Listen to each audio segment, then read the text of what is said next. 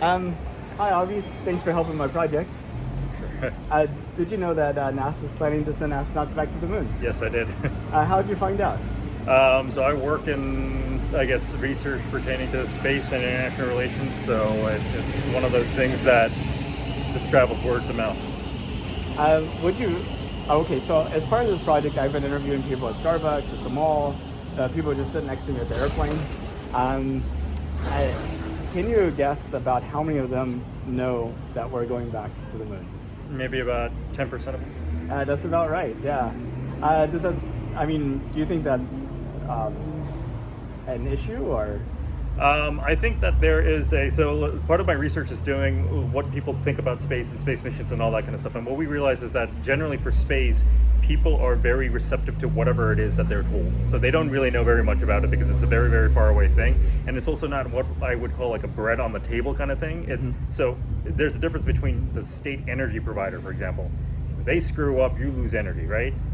Relative to stuff that's happening in space where it's a distant far away kind of thing. So I'm not surprised that it's around 10%. So I guess you said people are really receptive to what they're being told.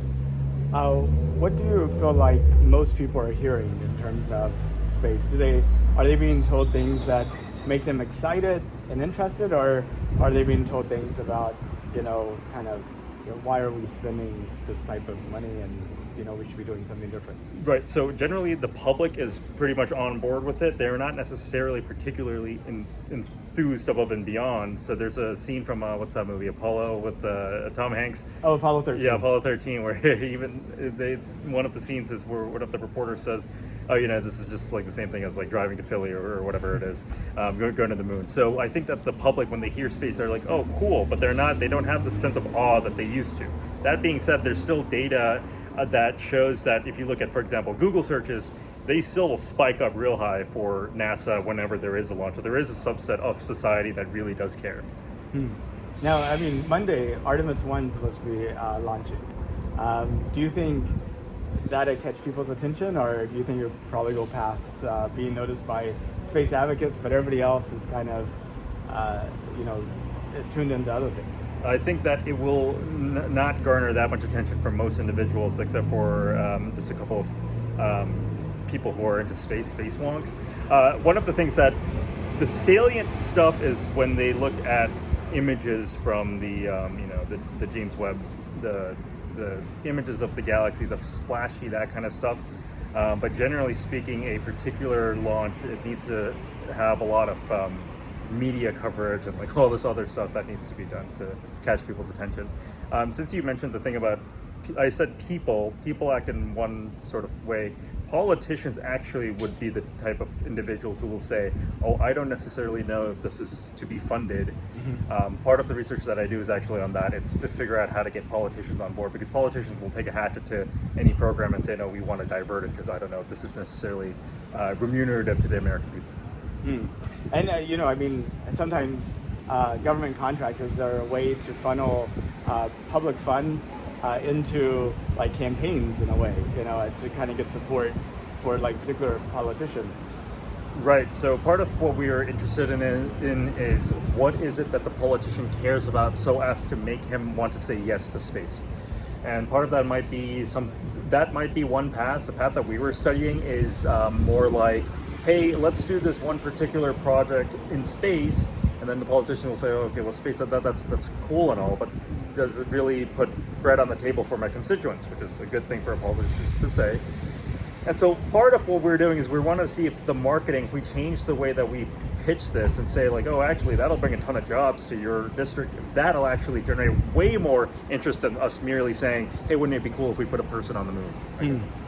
Yeah, it's kind of interesting. Efficiency is getting stuff done with less resources, but having lots of jobs in some respect is a measure of inefficiency. Yes, that's actually perfectly correct. But you step into the Beltway, you step into DC, and they think differently. So if you say jobs, people will go gaga.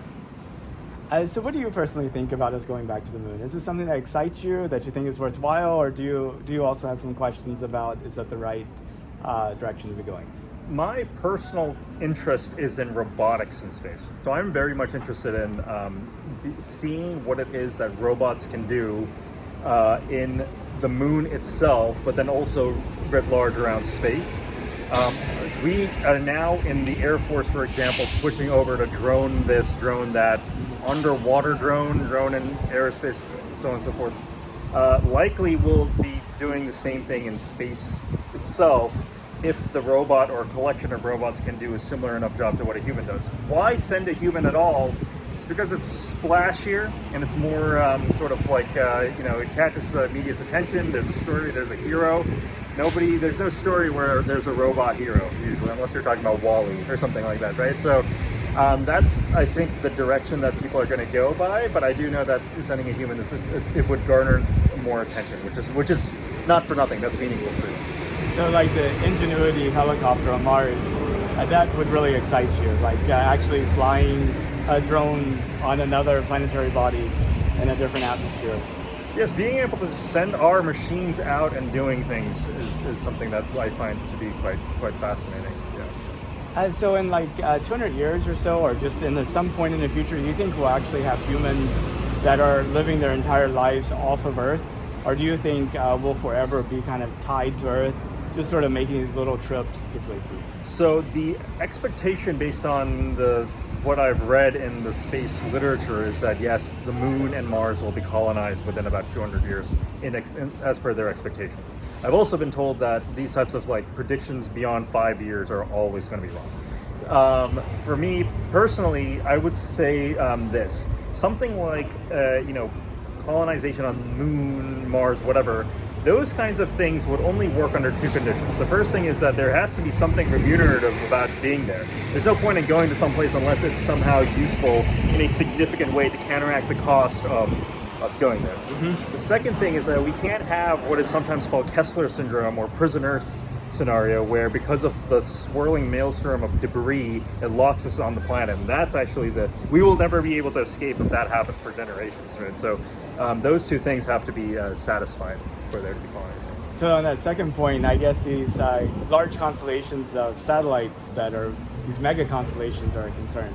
They could be a concern. So if you don't have space traffic coordination, or STC, or space traffic management as it's sometimes called, and that is what I call the governance problem from hell. If you don't have that done real airtight, then you will potentially have chain collisions, chain detonations of satellites, which will in fact imprison us on there. Wow.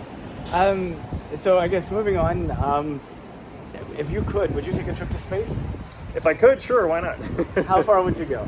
I'd go as far as, let's say, the moon, and then maybe I'll feel homesick and I'll want to come back. Anything special you do on your trip? Anything special? Nothing really. Just maybe relax and not have to respond to emails. Now, let's say you or one of your descendants immigrates to Mars. 200 years in the future, your great-great-great-great-great-granddaughter is in high school on Mars doing a history project on the 2020s. So she's 200 years in the future looking back at this decade.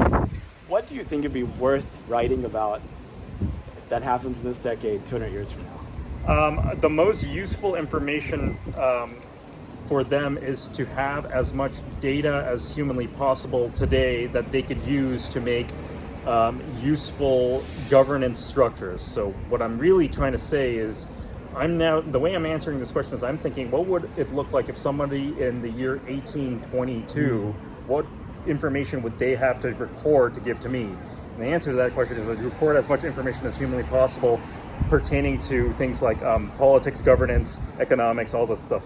If we could just get my great-great-great-granddaughter, or whoever this is, data, that's what actually will be most useful. Data is what matters most. That's awesome. Well, I see this is a time capsule for future generations. I know we cover a lot. Is there anything else that you want to add that maybe we didn't touch on? I hope that we're not engaging in colonization because we are forced to, but rather because we might like to. And so there's a lot of problems on Earth, like climate change. I hope that we're not fleeing. I hope that we're visiting. Well, Adi, thank you so much for helping with my project. I really enjoyed talking to you. Sure, of course. Thank you.